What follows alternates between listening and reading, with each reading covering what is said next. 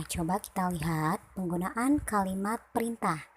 Yang pertama ada kalimat pernyataan, yaitu Anda perlu memosisikan tubuh sejajar dengan monitor. Kalimat perintahnya yaitu posisikan tubuh sejajar dengan monitor. Lalu, penggunaan bentuk pasif atau untuk proses. Kalimat aktifnya yaitu Anda sebaiknya menekan tombol keyboard dengan lembut. Lihat garis bawahnya yaitu sebaiknya menekan, diganti dengan kalimat proses pasif. Tombol keyboard sebaiknya ditekan dengan lembut.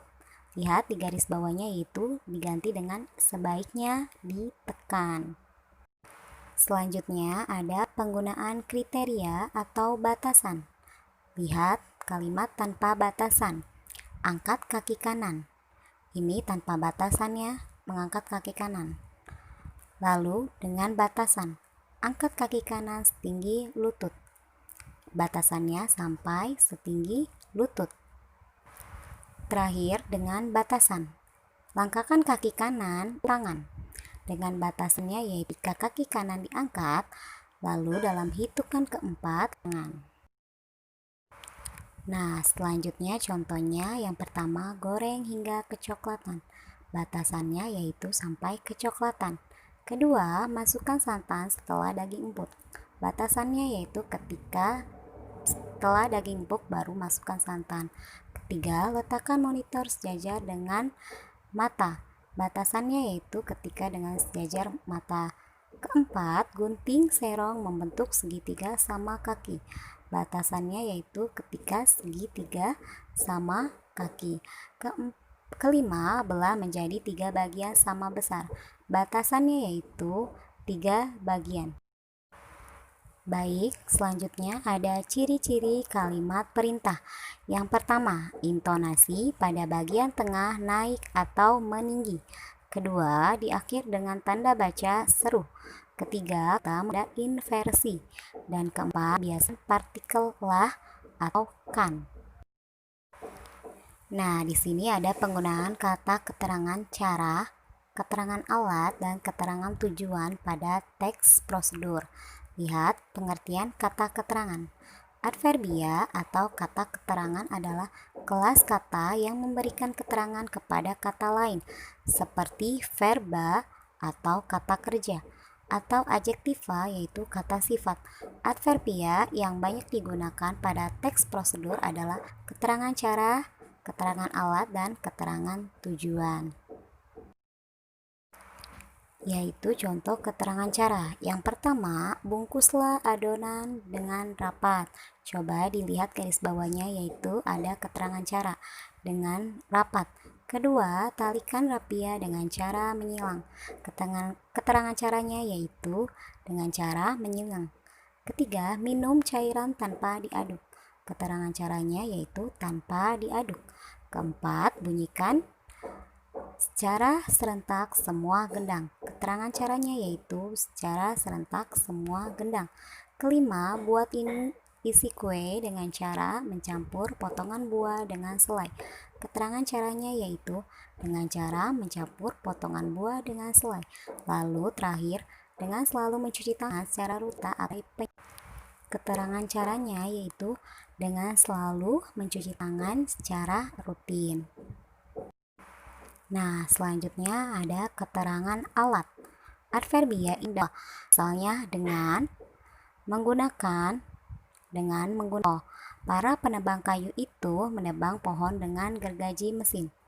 Lihat di garis bawahnya yaitu dengan gergaji mesin. Lukis kain dengan menggunakan canting. Garis bawahnya yaitu dengan menggunakan canting. Penjahit itu membuat baju dengan alat jahit tradisional. Garis bawahnya yaitu dengan alat jahit tradisional.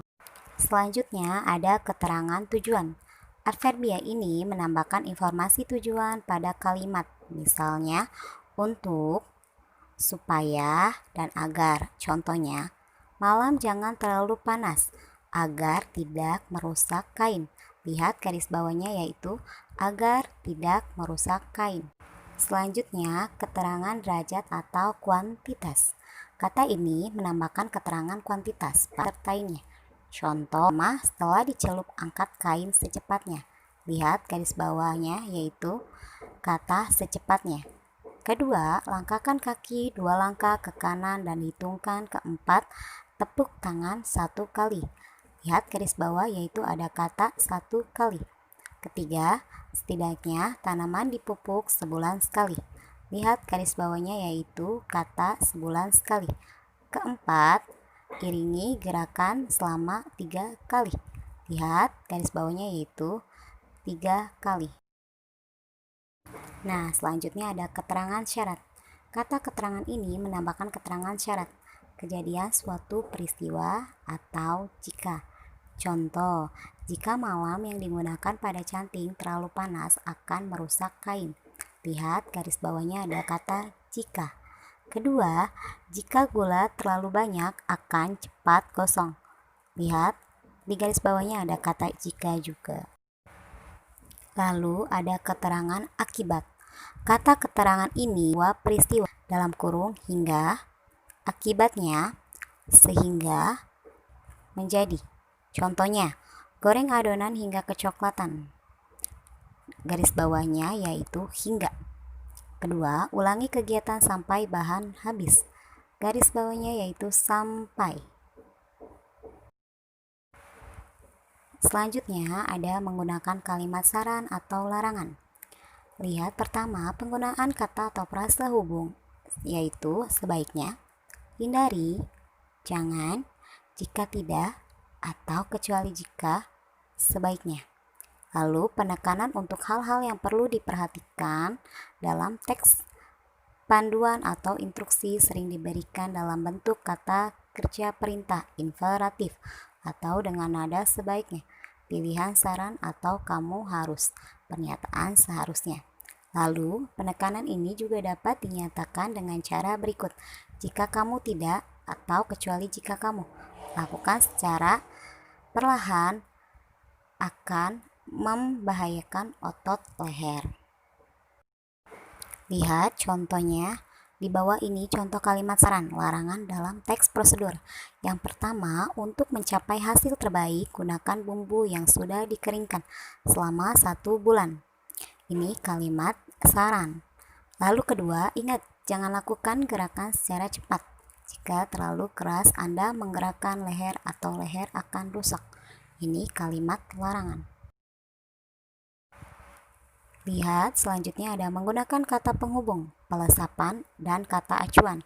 Langkah dalam panduan dapat dihubungkan dengan ungkapan seperti kemudian, sekarang, berikutnya, setelah ini.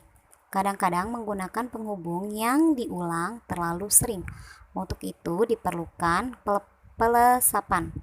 Pelesapan adalah penghilang bagian tertentu yang sama dan sudah disebutkan sebelumnya. Pelesapan biasanya terdapat pada kalimat majemuk rapatan. Kalimat majemuk rapatan atau objeknya sama sehingga bagian yang sama disesuaikan hanya sekali. Pelesapan juga banyak dilakukan pada teks prosedur. Lihat contohnya yang pertama, masak tepung ketan dan cairan santan selama 30 menit. Kedua, aduk terus tepung dan santan yang dimasak hingga mengental dan berwarna kecoklatan. 3. Angkat adonan dan setelah dingin cetak hasil tepung dan santan yang telah mengental hingga membentuk persegi panjang. Keempat, taburi wijen di dalamnya. Hasil tepung dicampur santan yang telah mengental dan telah dibentuk menjadi persegi panjang. Kelima, iris. Hasil tepung dicampuri santan yang telah mengental dan telah dibentuk menjadi persegi panjang, serta ditaburi wijen setebal 2 cm, kemudian bungkus dengan plastik. Yang terakhir, kemas pada kardus kecil. Kita langsung saja ke lembar kerja tugas. Yang pertama ada kurang tepat dan perbaikan dengan pelesapan. Bersihkan sepatu dengan lap basah dan keringkan. Setelah sepatu kering, semir dengan menggunakan bal.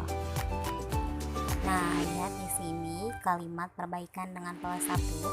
Bersihkan sepatu dengan lap basah dan keringkan, kemudian semir dengan menggunakan kain tebal.